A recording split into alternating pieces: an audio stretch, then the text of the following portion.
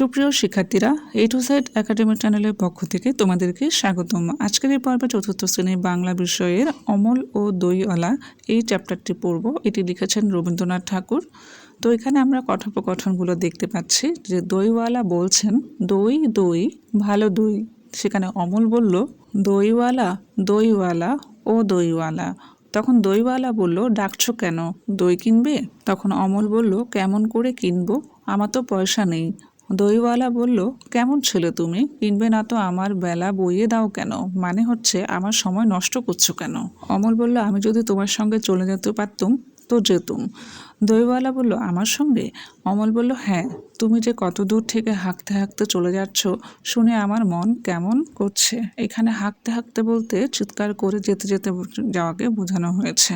এরপর দইওয়ালা বলল দইয়ের বাঁক নামিয়ে, বাবা তুমি এখানে বসে কি করছো?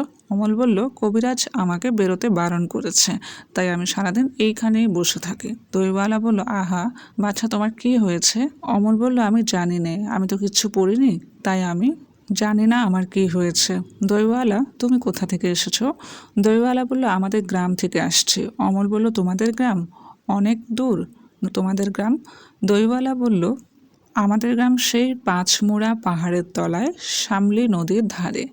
অমল বলল, পাঁচমুড়া পাহাড়, শামলা নদী, কি জানি, হয়তো তোমাদের গ্রাম দেখেছি, কবে সে আমার মনে পড়ে না। দইওয়ালা বলল, তুমি দেখেছো? পাহাড় তলায় কোনোদিন গিয়েছিলে নাকি? অমল বলল, না, কোনোদিন যাইনি, কিন্তু আমার মনে হয় যেন দেখেছি। অনেক পুরনো কালের খুব বড় বড় গাছের তলায় তোমাদের গ্রাম, একটি লাল রঙের রাস্তার ধারে, না? দইওয়ালা বলল, ঠিক বলেছো বাবা। অমল বলল, সেখানে পাহাড়ের গায়ে সব গরু চড়ে বেড়াচ্ছে। দইওয়ালা বলল, কি আশ্চর্য, ঠিক বলছো, আমাদের গ্রামে গরু চড়ে বই কি, খুব চড়ে। অমল বলল, মেয়েরা সব নদী থেকে জল তুলে মাথায় কলসি করে নিয়ে যায়, তাদের লাল শাড়ি পরা। দইওয়ালা বলল, বাহ বাহ, ঠিক কথা, আমাদের সব কয়লাপাড়ার মেয়েরা নদী থেকে জল তুলে তো নিয়ে যাই, তবে কি না তারা সবাই যে লাল শাড়ি পরে তা না। কিন্তু বাবা, তুমি নিশ্চয়ই কোনোদিন সেখানে বেড়াতে গিয়েছিলে? অমল বলে, সত্যি বলছি দইওয়ালা, আমি একদিনও যাইনি। কবিরাজ যেদিন আমাকে বাইরে যেতে বলবে সেদিন তুমি নিয়ে যাবে তোমাদের গ্রামে।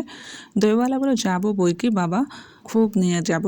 অমল বলল, আমাকে তোমার মতো ওই রকম দই বেচতে শিখিয়ে দিও, ওই রকম বাঘ কাঁধে নিয়ে ওই রকম খুব দূরের রাস্তা দিয়ে। দইওয়ালা বলল, মরে যাই, দই বেচতে যাবে কেন বাবা, এত এত পুঁথি পড়ে তুমি পণ্ডিত হয়ে উঠবে। অমর বলল, না না, আমি কখনো পণ্ডিত হব না, আমি তোমাদের রাঙা রাস্তার ধারে তোমাদের বুড়ো বটের তলায় গোয়ালপাড়া থেকে দই নিয়ে এসে দূরে দূরে গ্রামে গ্রামে বেচে বেচে বেড়াবো। কিরকম করে তুমি বলো, দই দই ভালো দই, আমাকে সুরটা শিখিয়ে দাও।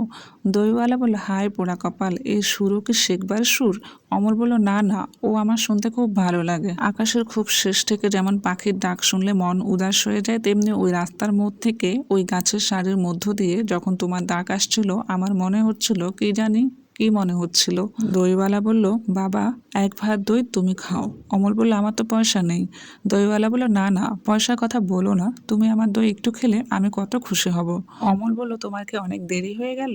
দইওয়ালা বলে, কিচ্ছু দেরি হয়নি বাবা, আমার কোনো লোকসান হয়নি, দই বেচতে যে কত সুখ সে তোমার কাছে থেকে শিখে নিলাম। এরপর চলে গেল। এই ছিল আজকের পর্ব। পরবর্তী ভিডিওগুলো পেতে আমার চ্যানেলটি সাবস্ক্রাইব করুন। ধন্যবাদ।